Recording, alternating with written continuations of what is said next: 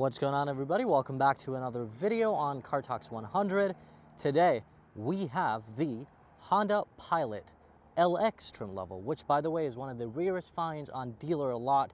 So I saw it and I was like, let's film this one. We can always bring other trim levels as they're, rather easy to find, because this one, for the price it's at, I think it's at value. We will evaluate it together and then you folks decide whether it is or not. This in particular is the 2024 Honda PIiot LX.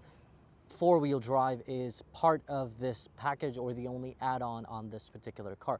Please don't mind the filming location. I am at the Honda lot, which brings me to the point. This car is a courtesy of McGrath Honda here in Chicagoland area in St. Charles off of Main Street. Come check these folks out whenever you get a chance to, or if you're in the market for a new car. Please come check these guys out. They're also building a lot there for McGrath Kia, so soon that should be in here as well. Going to the car, PIiot. Let's talk about, one, the history of this. Two, let's talk about what have they done to the car in this fourth generation. PIiot is in its fourth generation. My favorite generation of all time has been the second because of the way it looks. In fact, my parents own one. It is a 2012 PIiot, which I feel like this has or shares the somewhat of a similar design cue, because if we recall the third gen, it was okay, it was not bad, but it was more edging into the minivan style and cue, and people didn't accept it as well. But also back then, when PIiot was in its third generation, the two twins made their ever so wonderful debut, which was the Hyundai Palisade and Kia Telluride, which I think has contributed to somewhat of lower sales in PIiot and Highlander. We'll talk about that going forward too in terms of the rivals, but you're looking at the Honda PIiot. The next best rival would be the Toyota Highlander. Then you have, again, Hyundai Palisade and Kia Telluride. Four major competitors in this lineup for a family of 5 and more. Well, let's see what we get for the base trim level, which is the LX. PIiot's trim level currently go up from LX to Sport, EXL, Trail Sport, Touring, and then the Elite model. Range starts from around $38,000 and clocks in at the very end of $52,000 there. So there's a lot to choose from with a lot of options. Today's focus will be, what do you get for under $40,000 on a family, boxy, good-looking, reliable Honda SUV that is, again, known as the PIiot. To the front, what are we looking at? This particular one is in black paint.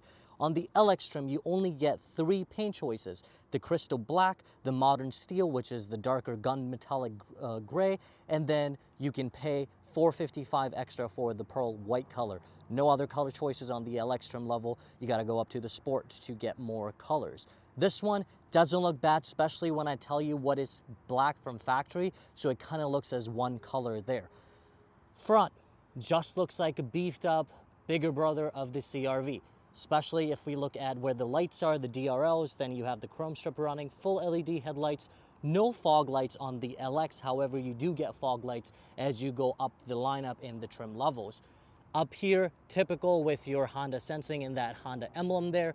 This is all matte here. This car basically has no gloss in the front outside of the body color on bumpers. On some of the trim levels like Trail Sport, Elite, and Touring, you would get the front camera, which will be here along with the 360 as well there. This car is bare bones with nothing of that kind here except the backup camera, which I'll show you. Coming down around here, again, functional air intake, big grille there, super big hexagonal mounts there for air intake, and then you have functional vents here too, which are surrounded by the chrome teeth there. As far as what is under the hood, the good thing is that PIiot, across all its trim levels, only offers one engine choice, which is the 3.5 liter naturally aspirated V6 engine. So no turbo, no hybrid, nothing of that sort, just typical 3.5 liter. The good thing about this generation now is from single head cam, now it's a dual head cam. And then you also have the option of IVTM, which is their intelligent variable torque management. So what that does is whenever traction's low, it will give the power to the rear wheels as well electronically. The powertrain itself, like I said, It's 10-speed automatic, but it is shift by wire, so it's not a CVT. Shift by wire essentially simply means that there's no mechanical components included, so the job is done electronically, but it still isn't a CVT. So you do get a nice drive, and you don't really feel the rubber bandy idea of a CVT. Coming around the side, as this is an LX, you're going to be riding at 18 inches of wheel. I personally think it's still small for an LX, but hey, instead of like the CRV, they still give you alloys here. You could practically black these out on LX. If you go for a black trim level, the car will have a nice profile because there's no chrome around anything as we close up. The tire size itself, we're talking about 255/60 R18 with typical aluminum silver alloys there, which is okay for this class and for the price, because you're buying this for, you know, one, it's brand new for $38,000. Two, you get enough space, and then you also have, you know, a reliable car to keep for another 10, 11 years. My parents have a PIiot since 2012. We've passed that 10-year mark, and it still rides and drives amazing, which is a good thing. Off to the side, there's nothing extraordinary to mention outside of the fact that LX, you still get the keyless entry there. This is your mirror, which is complete matte. There's no two-tone here, so this is matte here by factory, so typical black plastic. No integrated turn signals there, though your door handles are still body colored, so that's a good thing, because my assumption when I first saw the side mirrors like this in plastic, I thought that the door handles will also be just regular black. And then you have non-gloss windowsills and door sills there, which is good because it's not chrome, which is why I don't get the idea of why do they have chrome in the front around the bumper. Overall, nice side ground clearance is about 7.3 inches, which is still lower than the Subaru Ascent. So just to keep that in mind, it's still plenty, but it's still less than the Subaru Ascent. You do have your typical, when the car is unlocked fuel lid, and it's capless. If we want to take a look at it, here is that capless insertion there. Overall side profile, there's nothing to mention that is out of ordinary, just simple, no extraordinary creases. I do appreciate that this looks like a box. Part of me still thinks if we look at from this angle before I go into the back, especially on a different trim level perhaps, you could kind of see that it might look like a Dodge Durango. That's one of my favorite SUVs of all times. I just really like how Durangos look, feel, drive. This kind of gives me that impression. You let me know otherwise. On the LX, no roof rails. There is no insertions of anything as far as what you can put, or if you can actually put a roof rail for your bikes or skis. Coming around the back, all PIiots pretty much look the same from the back here, except the fact that, you know, if you have tow hitch, you'll have that. It will not be electronically deployed. It will be sticking out there.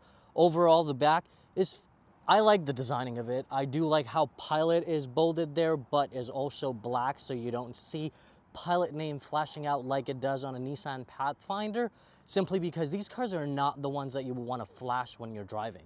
You don't get a PIiot to be, you know, to show off your car, or that you're into cars and you'll get a PIiot. So I do like the subtle idea, but I do like how it's spelled out where it doesn't take up extra space on the trunk. The only badging here you see is the all-wheel drive, which is an option of $2,100 from the base. Otherwise, you'll just get the front-wheel drive. Coming from top down, you have the top-mounted brake light there, your typical wipers here for the rear windshield. This windshield does not pop open on its own, so you have to lift the whole trunk to do that. As far as lights, across all PIiots, which I don't like, but I think that's common for the Highlander as well. Your brake light is, or the parking, which is the same light here, these are the only elements that will be LED. Your turn signals, your reverse will be incandescent. I don't like that, but for $38,000, this is not bad, but when you go up to $52,000 for Elite, that's definitely ugly when it comes to giving people still incandescent on those two big elements, especially on the indicator. $52,000, people deserve full LED elements. It looks nice, it just is nice. I don't have anything else to say on that. As far as what we get in terms of camera system, just the rear backup camera with different angles. You folks have probably seen it in the past too. It's similar to how Honda has been doing it. Overall, the back profile is just fine. You've got the matte cladding there, or the bumper itself, no exposed exhaust, even though it is a naturally aspirated non-hybrid car. There's still nothing that is exposed. I think that exposure does give cars back somewhat of a substance, just because that's what we've seen coming up. So I feel like it would have been nice, but hey, it's okay. As we go into the trunk, what do we get? So with all seats up, we get about, this is one, no automatic, you just lift it up. There's no height adjustment or anything like that. You could see that there is the blank switch for those. So the trim levels that do offer you that, you will get the auto liftgate or the kick liftgate. With all seats up, you have about 18 cubic feet of space, which isn't too much. You can see my backpacks there. I tried fitting similar things to it. You can fit 5 backpacks with the same poofiness around when all seats up. You do have underfloor storage here, which is the nice thing. You can fit my backpack in there, so you could see that the back fits in just fine there. And it's kind of difficult to do this with camera in one hand, but you get the idea. And I can shut it, so that's fine there. So you do have 3 cubic feet of extra space there, so 18 plus 3 there is what you get with all seats up. Folding the seats down of LX or any trim level that doesn't give you auto is dead easy. You just pull on this and then it just goes. Like I said, I have the camera in my hand, so it might be slightly difficult for me to do, but there we go. So here's that. And with all seats folded down up until the front two, you get about maximum cargo capacity of 87 cubic feet there, which is plenty. So here too, you can still fit a good chunk amount of space, because when we're talking about, so 18 all up, then 87 all through, so the difference in between there. The one reason you're able to maximize the space is because of the boxy design. It allows you to put in more stuff. As we're still in the back, let's look at what the third row passengers get when it comes to power or air. You only get air, no power, but you get decent sized cup holders for the rear passengers as well. And then same idea on this side. You have to go around to fold those seats down. There is obviously no mechanical, or excuse me, electronical controls here for the LX. So as we go around the back and find out what's going on in the rear space, we'll go into the front after this, and then I'll show you the price tag. To the door panel of LX, I actually really like this. This does look upscale to me for LX, especially because the combo of, you know, this is again your typical injection molded plastic here, kind of plasticky, same idea here. The cloth, I really like the way the color of this cloth is, because it's gray, so it kind of matches and it feels nice. It doesn't feel cheap, quite frankly. You have your door handle, which is silver chrome, then decent sized cup holders, so your bigger drinks, your smaller water bottles, and then you've got some cubby here and then here. So, and the car has about 7-speaker or 8-speaker audio system, which is typical audio system there. As far as the rear room is concerned, this is right now in 7-passenger configuration. You lift the center console up here, it's got the cup holders, it becomes 8 passengers, which is a nice feature. So you can have it as captain, or you can have it as a bench for 8 passengers there. Seat quality, this is LX, not bad. To fold or to move these for rear passengers, dead easy. You simply just hit this button and then the seat moves forward and you don't have to use your hands and you just climb in. Though climbing in the back isn't that difficult, but sitting there would be, because if you could see the amount of ground and the seat back, or the seat cushioning is, it's not that much. So I wouldn't suggest that, you know, if there's adults and trying to take a road trip, might not be the most comfortable position for adults for a long haul, but for kids, it should be fine. You're probably looking at a PIiot. If you have a growing family that is growing and then you have pets too, this is not a bad choice. If we sit in the back, as we're going in reverse this time, the seat height is adjusted to my 5'9" there. You have plenty of room here in the back when it comes to how adults will be seated. You do have power and air, so you've got 2 vents. No third zone climate control. You have dual up front, we'll talk about that. You have 2 USB-A ports, no USB-Cs, nothing off to the side. The fabric of this, or the cushioning, I wouldn't say is super comfortable, but again, this is still under 40,000, so keeping that in mind, it's not bad. You could see the door panel there. There's some piano up top, just there to give it a little nice of a feel there. Everything else is plastic, but it doesn't look bad, especially with the gray and black contrast there. Matte pocket, typical. One here behind the passenger, nothing behind the driver. You do not get any rear entertainment or anything of that sort. For the middle passenger, you have a smaller seat, of course, but you get 2 cup holders and then a little cubby here. So if you keep it in 7 configuration, you have that. But if you put it up 8, you then lose 2 cup holders. You only have sides, so the middle passenger just have to hold their drink, I suppose.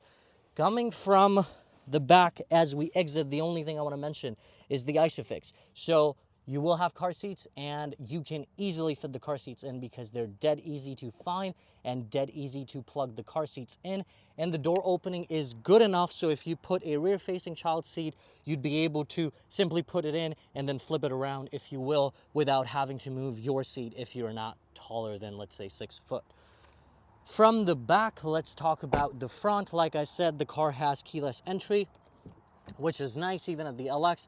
To the front door panel, same idea. The same thing is carried over from back to front, or front to back, really. The only thing I truly love here, even on the LX, which I wish was across every car, across every manufacturer, is one touch up down for all 4 passengers. Even the LX gives you that. In Honda, all these are auto down, auto up. Of course, you get no power folding mirrors on LX. Well, you don't get them body colored, let alone have it be powered. But if you opt for higher trim levels, you do get that. So that's a good thing. Otherwise, the storage and your drink size would be roughly the same. However, this is very pointless. I don't get the size of this. What are you going to put? Open the bottle and put the lid there? I don't know. So you folks decide, but I suppose you have enough next to you on the right side too, so that shouldn't be too bad. Climbing into the driver's side of it, and before we do, there is really no power when it comes to the seats on either side, except that, you know, you have, in the rear, you have buttons to move seats forward and backwards, but it's an electronic release for mechanical job, basically. Here, everything is manual. You've got both of those, your levers there to, you know, adjust the height. No power there, and front and back would also be very manual there. You could see that this car doesn't really have much options outside of, especially if we go from left to right here, you have just the traction on, off, and then blank switches, which my assumption is that, you know, as you go up the trim levels, you'll feel that. Before we climb in, if we talk about what's going on with the dash, this is soft to touch, which is nice. Doesn't feel plasticky, doesn't look plasticky. You've got piano wrap, so it gives that feel that you're not driving the lowest trim level, because it does in fact look nice. So as we jump into the car here, and I start it up, the engine start is right here. You do get a semi-digital gauge cluster. This looks very similar to you if you've seen the Civic.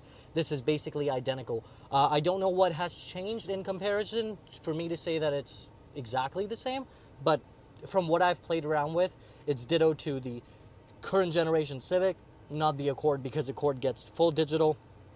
PIiot still has right side, which is analog. They've done a really great job in integrating the two, where you can't really tell if it's analog, but the right side, your speedometer is analog, and your left side is digital configurable. If we're talking about the steering wheel, my only issue here, not so much of an issue, but I feel like the only thing I would prefer is when a car this size, with the capacity and how it looks, they shouldn't be giving the same steering wheel that they give on the smaller cars. So practically talking about Civic, this is identical obviously to Civic and Accord. They're smaller cars. Civic could practically, you know, kidding but not kidding, could fit in the PIiot. It has the same steering wheel, so does the PIiot. So I would have preferred if this was like a 4-spoke or something to give the feel you're driving a bigger car, because whom are you fooling, right? But at the other side, or on what I do love about this, the steering is absolutely nimble. The handling is really, really good. The turning radius is around 37 cubic feet, so which simply means that you don't feel like you're driving a big car. It is absolutely nimble on normal mode. I love how the steering wheel handles there. It is kind of really good weather in Chicago, so I'm going to turn the AC on a little bit, and I'll try to make sure that you don't hear the fan speed. Coming to the center console, nice and clean. This one does not share the lineup of the other Honda family, where we have the entire event running across, like the Accord, Civic, CR-Vs. This is got its own thing going on, which is really nice. I personally prefer each car in the same family lineup to have something that differentiates, unlike, you know, how Honda's doing for most, or how BMWs have always done it. No matter what car you sit in, for the most part, it's identical on the inside, just the size differs. Anyways, going back to what do we have from top to bottom, and then we'll talk about the center console itself. You get about 7 inches display on the LX here, and then even on the other trim levels, you don't get as big as the Accord, which is 12.3. You get, I think, max at 9.7 inches of display there. This one is very similar to what you've seen in the current generation of CR-V or Civic. Apple CarPlay and Android Auto compatible, but wired. Everything else is your typical, no premium sound audio, nothing of that sort. Your engine button here, as I mentioned, your hazards there. Vents are just okay, they're plastic. The quality of the LX, I still really like what they've done. I don't know how cheap this plastic is or not. It doesn't feel cheap. The center console is very, very intact, so that's really good. This is all plastic, by the way. As you go up in the trim levels, this will be leather wrapped or leatherette wrapped. This is leatherette, I believe. Not leather, obviously, but it does give it a nice feel, especially with the dark and light grays there. Typical controls here, you've got your dual climate zone control here. Down below you have your 12-volt socket there, a USB-C, and then a USB-A, and then you probably can't stash your phone because it's not that wide, and nor is it that deep, but you can put your phone here. It's felt, it's nice. This I don't like because, like, I've been driving cars with stick, right? So when I pull this out of the lot, I was just annoyed by the fact that you had to look down. Typically when you're driving for so long, right, for years of driving, you're just in a habit of moving. But if you've had a Honda in the past that you lived with these type, I don't even know what to call them, to be honest, just like buttons. But this does get some, or needs some getting used to. Overall, not bad how it works. You get 4 modes. You get normal, sport, tow, and snow. You have your engine start, stop, auto.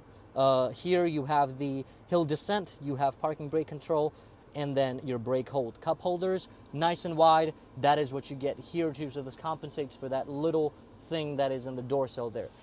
Very nice, very big to rest your arms with. Not super padded, but it's an LX, so I just feel like what they've done is there's probably one underlay, and then they wrapped it around in the fabric, so it's not the most cushiony, but hey, it's there.